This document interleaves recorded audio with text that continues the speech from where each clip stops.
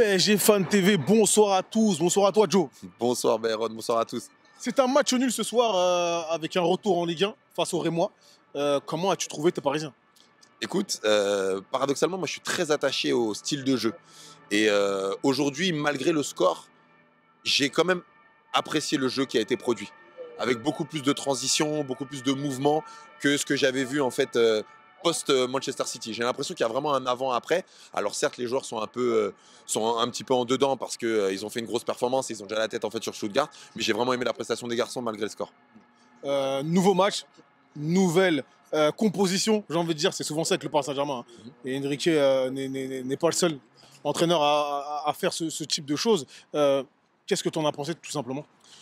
Sur la composition, moi je l'ai trouvée cohérente. À un moment, tu veux remplacer certains cadres, tu veux reposer des personnes qui ont donné énormément, comme Hakimi, Joao Neves, qui a été l'un des hommes du match en fait contre Manchester City. Donc ce qu'il a fait est très cohérent, mettre en confiance potentiellement Ramos, qui malheureusement en fait ce soir n'a pas fait ses preuves. Mais voilà, c'est très bien. Je trouve que ce PSG, il y a beaucoup de gens qui ont décrié le fait qu'on avait en fait vraiment un vestiaire, qu'on avait un collectif qui allait au-dessus en fait d'un 11 titulaire. Moi aujourd'hui, avec des Barcola qui retrouvent leur niveau, avec des Désiré Doué qui commencent vraiment à se révéler. Je trouve que sur quasiment tous les postes sont doublés et que c'est une très bonne nouvelle pour nous, qui nous permet en fait d'être présents sur la longueur.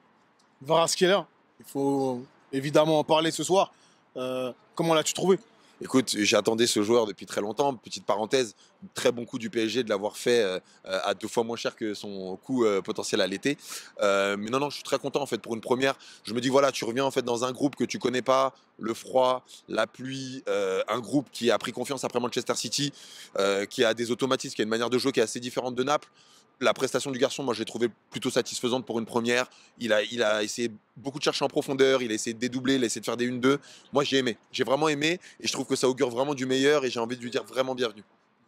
Nuno Mendes qui ne jouera pas le prochain match face à Stuttgart.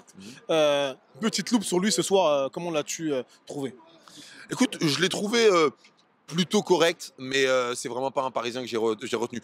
Il aurait pu être, à mon avis, plus généreux dans son effort, mais ça se voit qu'il avait pas trop la tête au match, alors qu'il jouait pas contre Stuttgart, donc on aurait pu attendre mieux, mais voilà, vraiment, Nuno, il a fait pour moi un match moyen, correct, sans plus. Qui a été ton meilleur Parisien du coup? C'est compliqué parce que je trouve qu'il y en a quand même beaucoup qui est assez remuant. Tu vois, l'un des moins bons, j'aurais mis Ruiz sans sujet parce qu'il ralentit énormément le jeu.